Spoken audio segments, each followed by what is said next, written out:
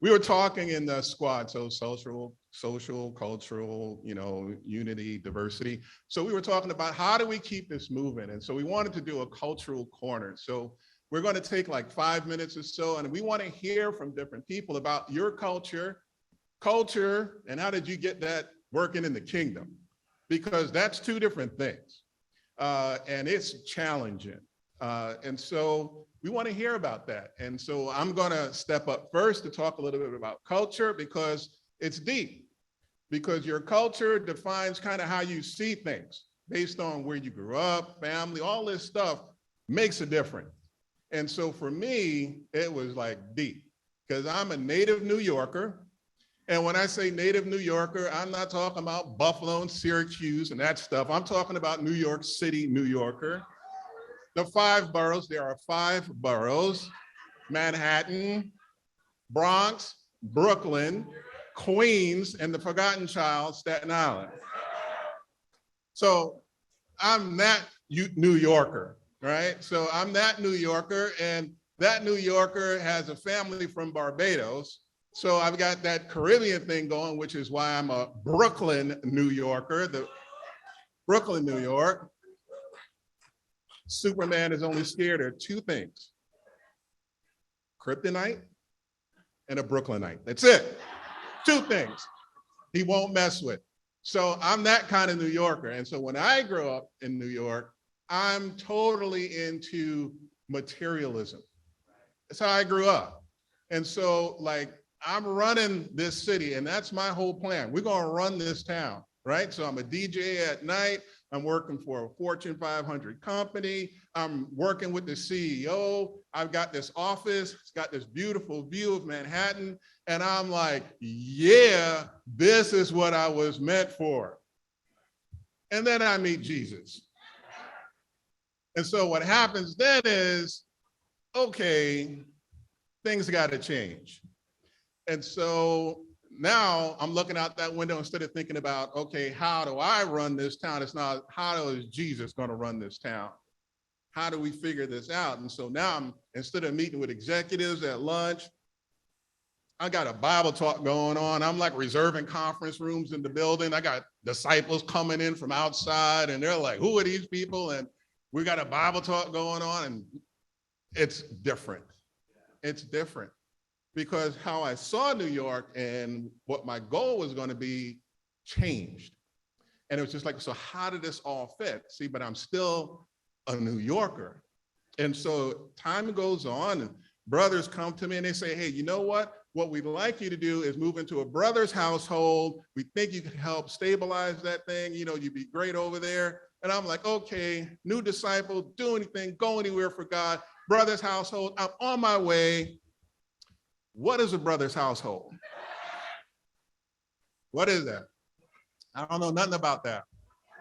Oh, this is where brothers live together, and they sit. Really? We don't do that. We don't do that.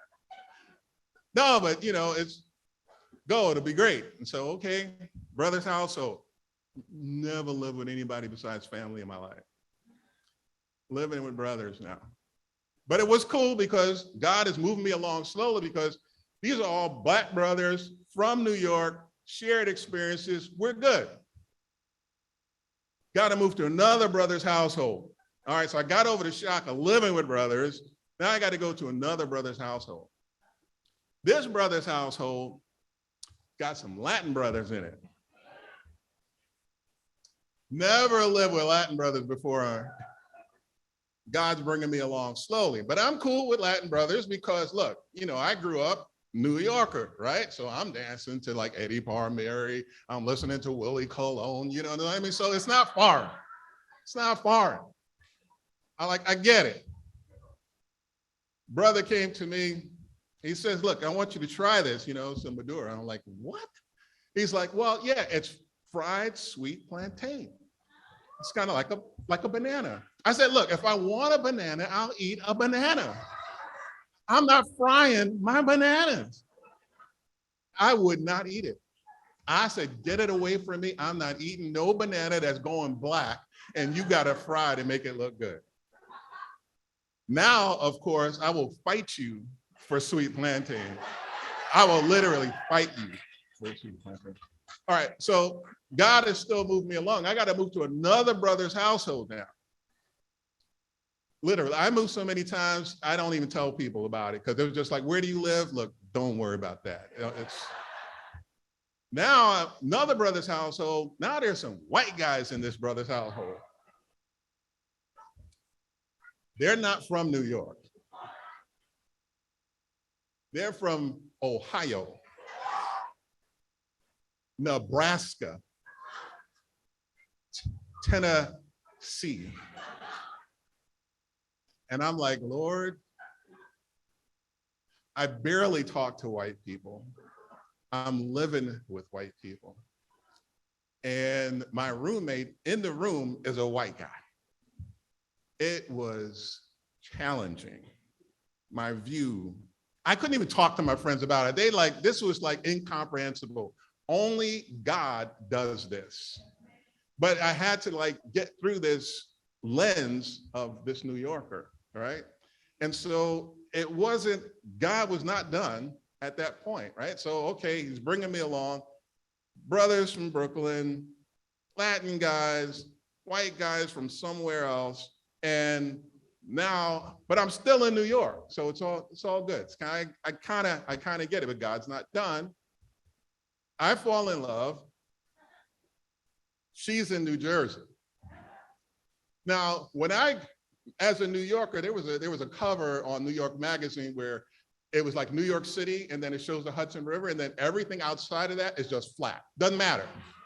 Doesn't matter. What matters is New York. Anything past that, you don't do, it doesn't matter. And so my wife, we're dating. It's just like, okay, so where are you guys going to live? Brooklyn. She's like, no, I'm not doing Brooklyn. All right, Lord, what are we doing here? So now I've got to move to New Jersey. Oh, no. Not for a New Yorker. Moving to Jersey is not the promised land. No. That was a struggle. I come out of Journal Square for the first time and I'm like, God, why? Why are you doing this to me, Lord? I know I'm a sinner, but why this, Lord? Why? There is no reason. I mean, why, Lord? I know I'm in love, but Jersey? Really? This is Jersey, Journal Square? I was struggling. And so what did the Lord do? He sent me to the Stegman House in Jersey City. Now, you guys may not know about Stegman House in Jersey City, but trust me, there should be a movie. Because that household of brothers was like amazing, amazingly crazy. These, because in New York, you have an apartment, you don't have a house. We had the whole house. We, top floor, bottom floor, basement, attic. I mean, we had the whole house. I don't know how many brothers were in that place. I have no idea. All I know is that every other week, there was another couch in the living room. It was just like brothers picking up couches like off the street, and it's just like. And so God brought me along. So, Latin, white, it's okay. And let me tell you, some of these brothers in this house were like, let me put it this way, unique. Dean Bump was just like a unique brother. I never thought the brother would put on shoes in my life. He would rather go barefoot than wear shoes. And then you got Toby Crane, and he's there, and he's playing the trombone, and I'm just like, I'm like, Lord, okay. So, but God was bringing me along to see and change. And it's just like, look at where you came from, Brooklyn to New Jersey, and here you are with these brothers. But every time he opened my eyes and I learned. I had to learn to appreciate what I thought was weird was just different. But I had to be able to see and appreciate the difference to be able to reach out and build a friendship, right? I had to get rid of that lens. And it's not that this New York thing is like bad. It's not bad. It's like who I am. But I had to be able to appreciate it and not be this arrogant New Yorker with that and learn. And let me tell you, as amazingly weird as Stegman House was, let me tell you, you got Mike Poole coming out of that house. You got Tom Hughes coming out of that house. You got Chuck Royal coming out of that house. Let me see, Paul Richardson came out of that house. I survived that house. But here we are. But God was working on me. That culture thing runs deep. It runs deep. And unless we understand it and appreciate it, how we reach out to the world, especially in New York, so that you don't think people are weird or strange or whatever, or even how you deal with God, understanding your culture is important. Because trust me, God will deal with it. I don't know where you don't want to go, he'll send you there. And so that's where I'm going to end it. God wasn't done with me because when I got married, I married an African from Liberia. And let me tell you, that's a whole different kind of story. I'll leave it there.